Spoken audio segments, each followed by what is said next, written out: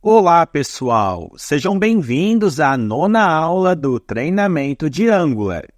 Nessa aula, vamos aprender a trabalhar com o Control Flow, ou controle de fluxo. Teremos 3 estruturas, uma utilizando uma condicional, outra uma estrutura de escolha e, por fim, um laço de repetição. Vale lembrar que o Control Flow está disponível a partir da versão 17 do Angular. Vamos lá para o Visual Studio Code, abrir o nosso terminal.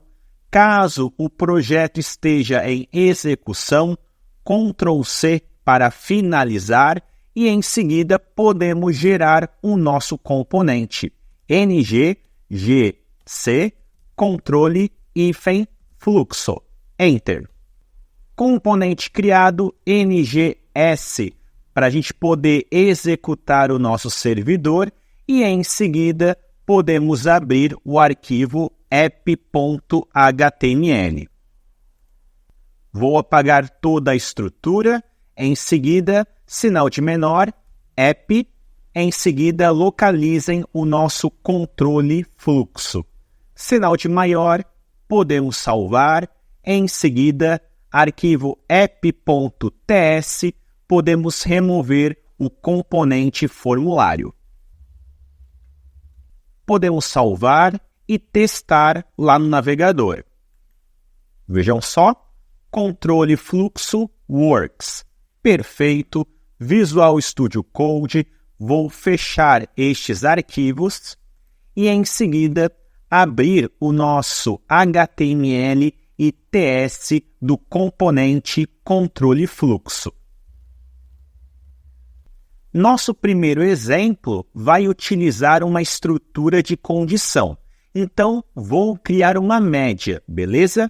Média do tipo number, que recebe 8. Podemos salvar e agora arquivo HTML. Vou excluir o parágrafo e em seguida @if. Abro e fecho parênteses, abro e fecho chaves. Aqui nós vamos referenciar a variável média e verificar se o valor dela é maior ou igual a 7. Se isso for verdadeiro, teremos um parágrafo com o seguinte texto: aluno aprovado. Podemos implementar mais 2 verificações. @else if média maior ou igual a 5. Então, entre 5 e 6.9, teremos mais um parágrafo com o texto aluno em recuperação. E, por fim, um @else. Parágrafo, aluno reprovado. Podemos salvar e testar. Navegador, vejam só, aluno aprovado. Por quê? Porque a média é 8. Então, vocês viram como implementar um controle de fluxo utilizando uma estrutura de condição.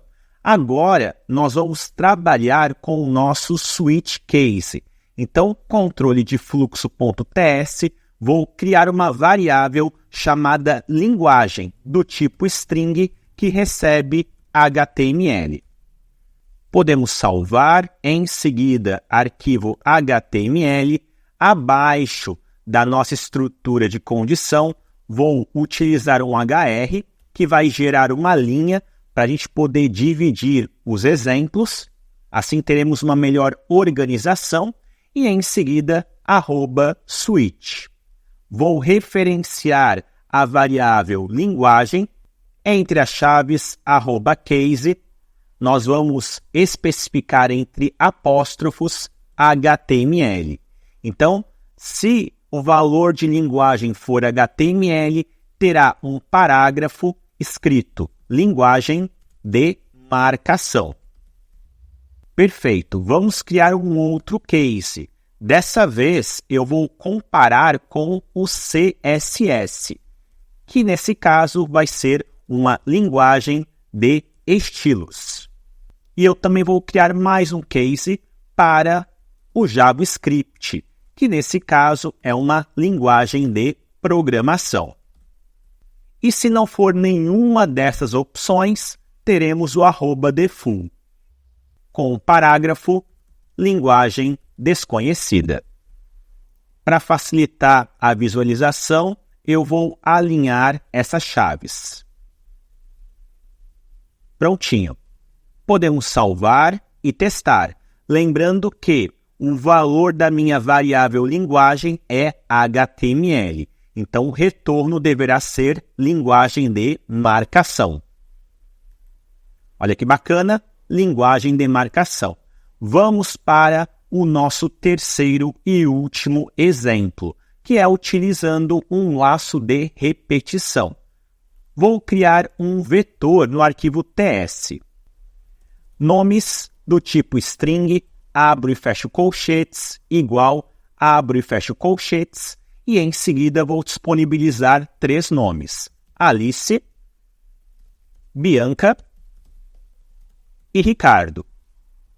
Podemos salvar, em seguida arquivo HTML, abaixo do nosso switch case, hr, @for. Vou remover essa primeira parte, item of items, e eu vou utilizar nome of nomes.